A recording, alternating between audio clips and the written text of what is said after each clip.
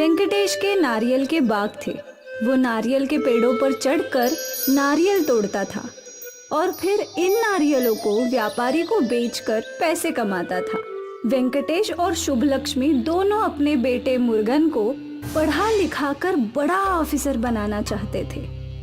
शुभलक्ष्मी, मेरा बेटा मुर्गन एक दिन बहुत बड़ा आदमी बनेगा।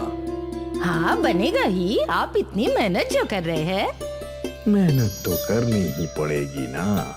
मुर्गन को मेरी तरह नारियल वाला थोड़ी ना बनाना है। तभी मुर्गन वहाँ आ गया। अप्पा, मैं बहुत बड़ा आदमी बनूंगा एक दिन और आपको गाड़ी में घुमाऊंगा, गाड़ी में।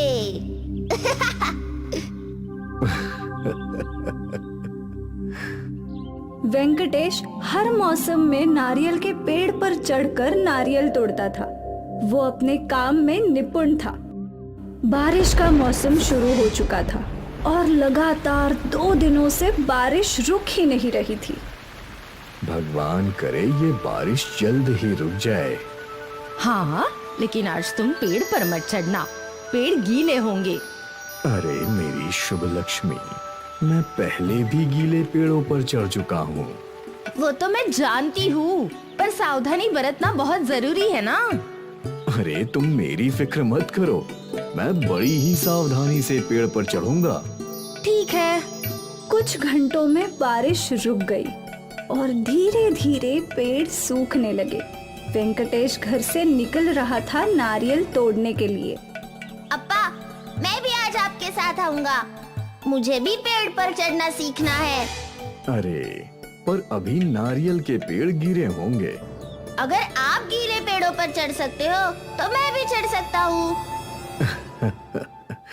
ठीक है, चल आज तुझे भी चढ़ना सिखा ही दूंगा।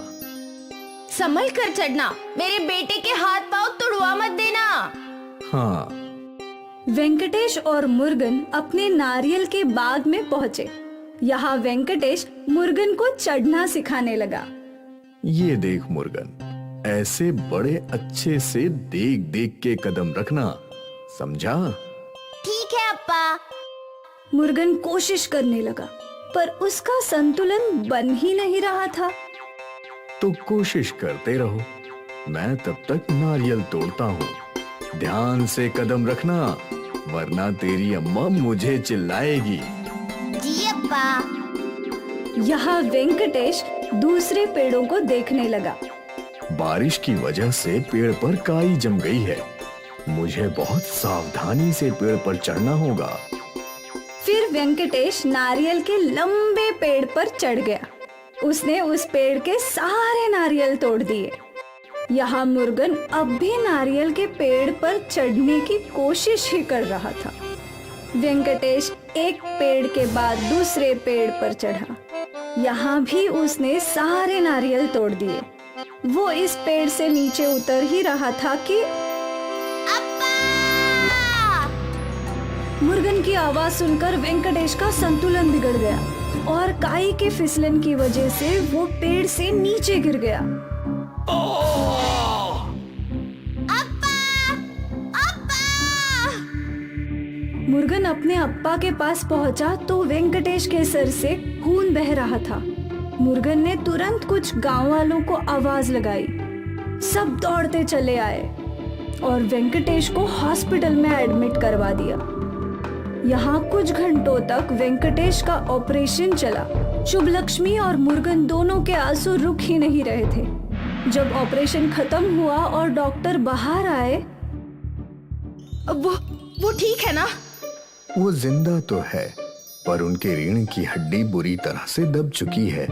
लगता नहीं है कि वो फिर कभी सीधा भी बैठ पाएंगे। शायद उन्हें जिंदगी भर सिर्फ बिस्तर पे ही लेटना पड़े। डॉक्टर की बात सुनकर शुभलक्ष्मी और मुर्गन दोनों फूट फूट कर रोने लगे।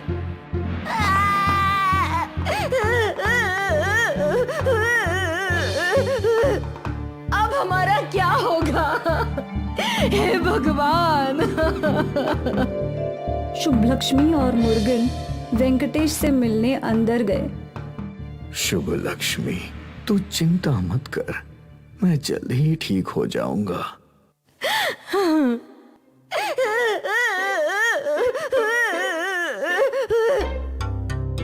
मुर्गन रोते हुए बाहर चला गया। इससे क्या हुआ? क्या बात है शुभ लक्ष्मी?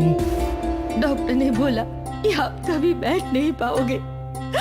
आपकी रीढ़ की हड्डी बुरी तरह से दब गई है। क्या? अब वेंकटेश भी डर गया। 1 महीने बाद वेंकटेश को घर लाया गया। अब घर कैसे चलेगा? मैं उठ ही नहीं सकता हूँ। पेड़ पर चढ़कर नारियल कैसे तोड़ूंगा? आप चिंता मत कीजिए, मैं कुछ ना कुछ कर लूंगी। तुम अकेली कैसे घर चलाओगी? कुछ ना कुछ हो जाएगा, भगवान हमारी मदद करेंगे।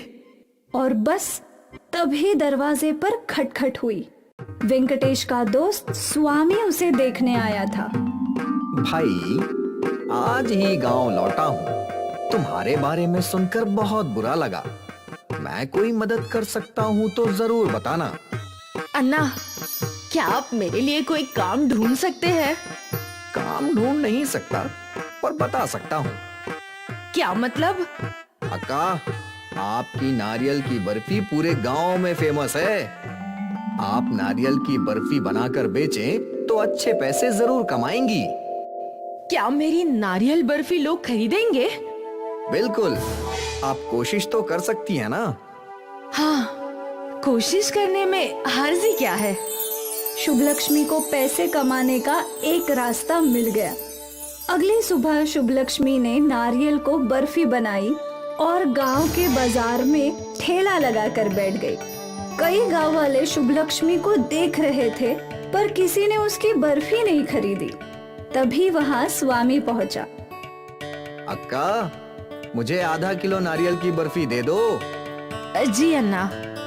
शुभ लक्ष्मी ने स्वामी को आधा किलो नारियल की बर्फी दी और पैसे ले लिए। अरे काका, काकी, दादी, यहाँ आओ।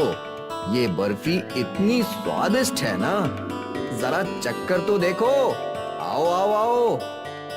स्वामी के बुलाते ही काफी लोग वहां जम गए। सभी ने बर्फी का एक एक टुकड़ा चखा। ये तो बहुत ही स्वादिष्ट है। शुभ लक्ष्मी, मेरे लिए 1 किलो बांध दे। हाँ, सच में ऐसी नारियल की बर्फी जिंदगी में नहीं खाई मैं। अक्का, मेरे लिए 1 किलो बर्फी दे दो। आज सारे परिवार को नारियल की बर्फी खिलाऊंगा। जितने लोगों ने बर्फी चखी, सभी ने शुभ लक्ष्मी से नारियल की बर्फी खरीद ली और कुछ ही समय में शुभ लक्ष्मी की सारी नारियल की बर्फी खत्म हो गई। देखा अक्का, सारी नारियल की बर्फी खत्म हो गई ना। थैंक यू अन्ना। अगर आप बर्फी नहीं खरीदते तो कोई नहीं खरीदता। ऐसा नहीं है अक्का, कोई ना कोई जरूर खरीदता। आपकी नारियल की बर्फी बहुत अच्छी होती है, बस लोगों को चखाने की जरूरत थी। आपकी ये सीख मैं हमेशा याद रखूंगी। Thank you. उस दिन से शुभ लक्ष्मी रोज नारियल की बर्फी बनाती और गांव के बाजार में बेचा करती। नारियल की बर्फी से उसकी अच्छी कमाई होने लगी। कल आपको स्पेशलिस्ट के पास ले जाना है। पर बहुत पैसा लगेगा ना। आप पैसे की चिंता मत कीजिए, मैंने बहुत सारे पैसे जमा लिए हैं और हमारे नारियल की बर्फी का व्यापार भी बहुत अच्छा चल रहा है। अब बस आप जल्दी से जल्दी ठीक हो जाइए। भगवान की मर्जी रही तो वो भी हो जाएगा। अगले दिन वेंकटेश को स्पेशलिस्ट के पास ले जाया गया। स्पेशलिस्ट ने वेंकटेश के कुछ स्कैन्स किए। ये ठीक हो सकते हैं, एक सर्जरी करनी होगी। सर्जरी में खर्च ज्यादा होगा। कितना खर्चा होगा डॉक्टर? यही 2 लाख के आसपास। ठीक है सर, मैं पैसे जमा करवा देती हूँ। आप ऑपरेशन की तैयारी कीजिए। ठीक है। शुभ लक्ष्मी ने उसी दिन हॉस्पिटल में 2 लाख रुपए जमा कर दिए और ऑपरेशन की तैयारियां शुरू हो गई। अगली सुबह स्पेशलिस्ट डॉक्टर ने वेंकटेश का ऑपरेशन किया। आप चिंता मत कीजिए, कुछ ही दिनों में आपके पति बिल्कुल ठीक हो जाएंगे। Thank you doctor. काफी दिनों बाद आज इस परिवार की जिंदगी में खुशियां आ गई। इसीलिए मुर्गन और शुभ लक्ष्मी खुशी के आंसू रोक ही नहीं पाए। आज इतने दिनों बाद वेंकटेश उठकर बैठा था।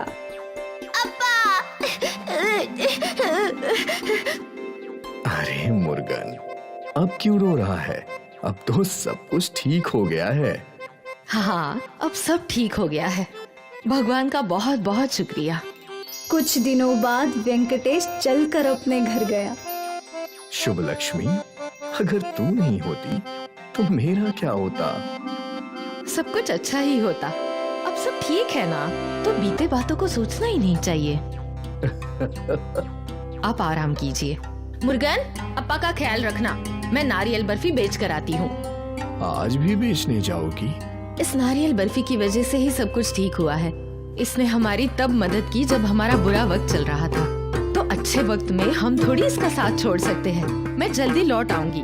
ठीक है। और शुभ लक्ष्मी बाजार पहुंच गई नारियल बर्फी बेचने। वहाँ ग्राहक पहले से ही उसका इंतजार कर रहे थे।